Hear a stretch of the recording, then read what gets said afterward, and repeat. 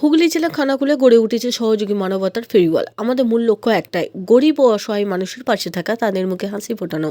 মানবতার সেবায় আমরা সব সময় সহযোগিতার হাত বাড়িয়ে দিয়ে সমাজে ইতিবাচক পরিবর্তন আনতে চাই। এই মহান উদ্দেশ্য নিয়েই আমাদের যাত্রা অব্যাহত।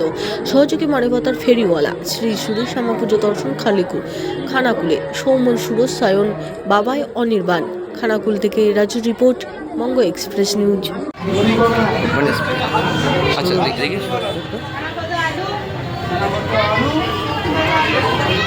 ভিডিও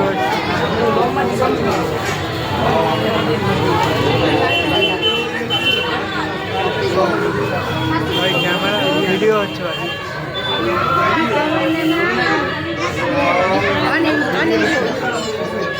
আরে ওয়াতে বল না।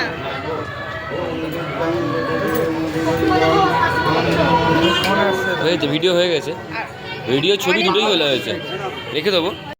আমি সৌমেন, সহযোগী ফাউন্ডেশনের একজন সাধারণ সদস্য।